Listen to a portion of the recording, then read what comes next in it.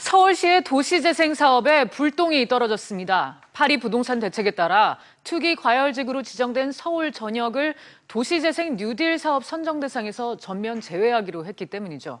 급제동이 걸린 서울시는 기존에 추진해오던 도시재생 사업을 계획대로 진행하겠다는 의지를 보이고 있지만 정부의 입장에 따라 마찰은 피할 수 없을 것 같습니다.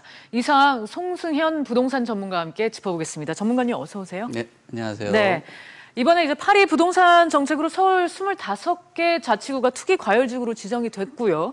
그래서 이에 따라서 이제 도시재생 뉴딜 사업 선정에도 제외되지 않았습니까? 전반적으로 이번 정책 방향은 어떻게 보셨습니까? 일단은 그 도시재생 사업 뉴딜 사업을 기본적으로 보셔야 되는데요. 네. 일단 이것은 그 구도심 재개발이 필요하지만 지정이 안 된 곳들을 개발을 하는 그런 내용이거든요.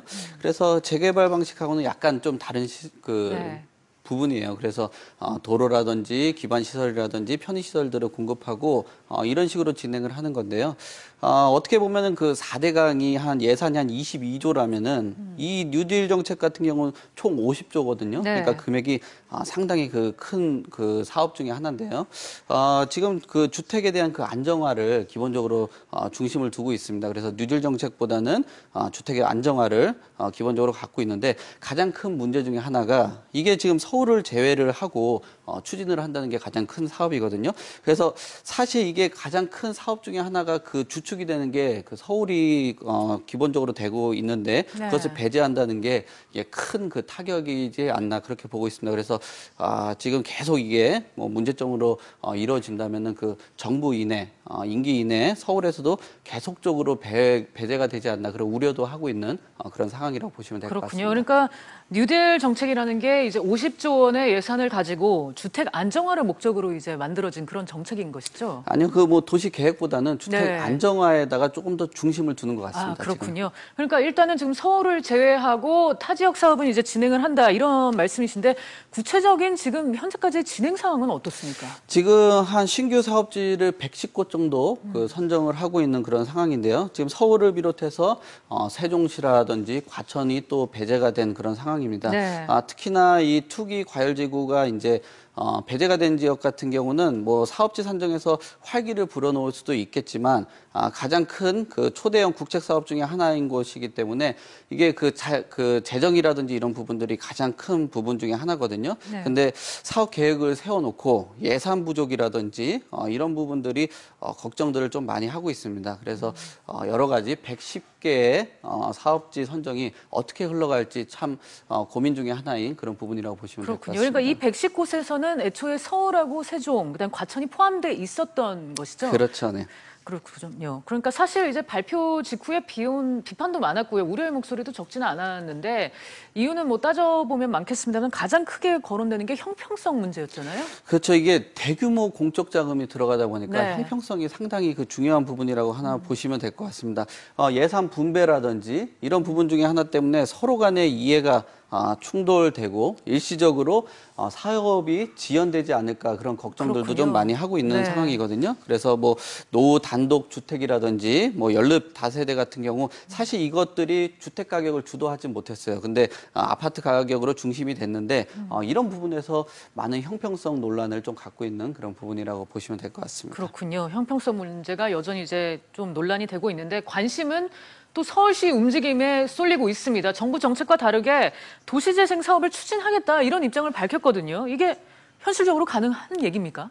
지금 그것 때문에 굉장히 많은 충돌이 예상이 네. 지금 되고 있어요. 네. 특히 파리 대책 같은 경우 이게 진행되고 나서 자체적으로 서울시 같은 경우는 추진을 하겠다라고 이야기를 하고 있거든요. 특히나 그 서울시 도시재생위원회 같은 경우는 서울시 역세권이라든지 아니면 영등포 경인로 일대 도시 재생 활성화 계획을 그냥 다룰 예정입니다. 거기에다가 여러 가지 사업지로 선정된 곳들 이런 부분들이 서울시 같은 경우는 그 사업지로 지정이 됐기 때문에 사업을 계속적으로 계획대로 진행을 하겠다 그렇게 네. 발표를 하는 그런 내용입니다. 그렇군요.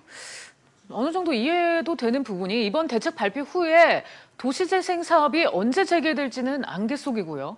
무엇보다 이제 낙후 지역의 시민들 입장도 고려해야 하는 부분 때문일 텐데 이에 대해서 전문가님은 어떻게 보고 계십니까? 이게 그 도시재생 사업 같은 경우는 산업 구조에 따라서 많이 변화를 하는 거거든요. 네. 근데 뭐 새로운 기능도 도입되고 창출을 하거나 경제적 사회적으로 부흥을 하는 그런 도시 사업 중에 하나인데 이걸 맞춰가지고 어떤 지역은 개발을 완료가 됐고 네. 어떤 곳은 개발이 완료가 되지 못했다면 이런 부분에서는 그 삶의 질 그 향상이라든지 이 부분이 더욱 양극화가 돼서 따라갈 수 없는 그런 상황까지 가져갈 수 있겠고요.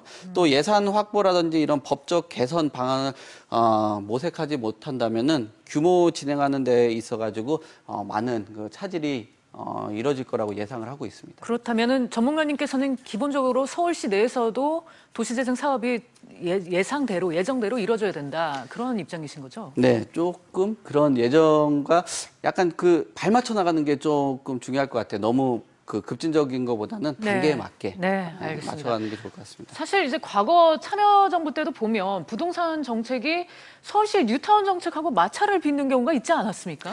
예, 아주 뭐 대단했다라고 보시면 될 것 같아요. 네. 사실 그게 이제 또 그 보수층과 진보층이 완전히 나뉘는 그런 그랬었죠. 상황이기 때문에 네. 다툼이 굉장히 많았거든요. 특히나 그 이명박 전 대통령 같은 경우는 대부분은 그 뉴타운으로 또 지정을 했어요. 그러나 네. 지금 시장이 또 진보적인 성향을 갖고 있어서 어떤 결과로 이어질지는 좀 여러 가지 예측들을 좀 하고 있긴 하지만 그렇게 흘러가긴 좀 어려울 거라고 보여져. 특히나 그 참여정부 시대 같은 경우는 여러 가지 뭐 규제, 뭐 LTV 규제라든지 아니면은 담보대출 뭐 여러 가지 831 대책들도 그 정부 동안 17번의 부동산 정책을 발표를 했었거든요. 네. 근데 결론적으로는 참여정부가 부동산 정책에 좀 실패한 케이스로 보고 있기 때문에 이런 부분도 좀 많이 그 고려를 하고 있는 시장 상황이라고 보시면 될 것 같습니다. 그렇군요. 한편 일각에서는 서울시가 최근 내놓는 일련의 사업 계획들이 지나치게 엇박자를 지금 보이고 있다. 이런 비판도 나오고 있는데 이 문제도 짚어봐야 될 것 같아요. 네, 그렇죠. 지금 서울시가 올해만 해도 그 광화문 일대 개발이라든지 강남 영동대로 개발 또 이런 부분에 그 대규모 지하 그 도시를 개설한다라는 내용도 있었고 그 뭐 광운대 일대 역세권 개발 등 굵직굵직한 사업들이 상당히 많았어요. 그러나 네. 이런 것들이 2030 그 계획권에서 완전히 발표는 했지만 어떤 차질들이 있기 때문에 우려를 하는 상황이고요. 제일 중요한 부분 중에 하나가 일자리 창출을 기본적인 토대를 가지고 있었거든요. 낙후 지역 같은 경우는 192만 제곱미터의 상업시설을 계획을 했는데 이런 부분들이 조금 걸림돌이 되지 않나 그렇게 예상을 좀 하고 있습니다. 그렇군요.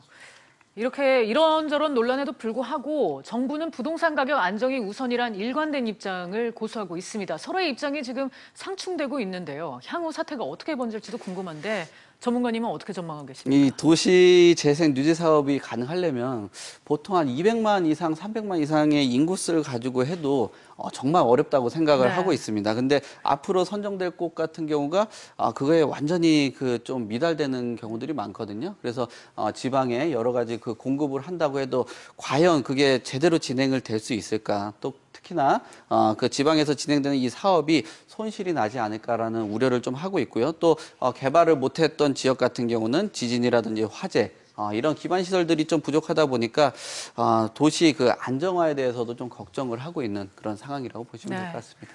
끝으로 서로의 합의점이라고 할까요? 올바른 정책 방향을 위해서 어떤 점에 중점을 맞춰서 조율을 해 가야 할지 재원 한 말씀 부탁드릴게요. 일단은 그 재원 조달에 대해서 정확하게 그 명시를 해야 되는 그런 상황이고요. 좀 무리가 있다, 무리한 조달이 있다 그러면은 사업적으로 약간 후유증을 나올 수 있는 그런 부분으로 예상이 됩니다. 그래서 사업지 수 아까 110곳이라고 얘기했는데 그거에 대해서는 좀 더 선별적으로 지역을 좀 지정을 하고 그 단계적으로 사례들을 보면서 단계적으로 진행하는 게 좋지 않나 뭐 그렇게 좀 생각을 하고 있습니다. 네, 전문가님 오늘 말씀 여기까지 들을게요. 시간 감사합니다. 네, 감사합니다.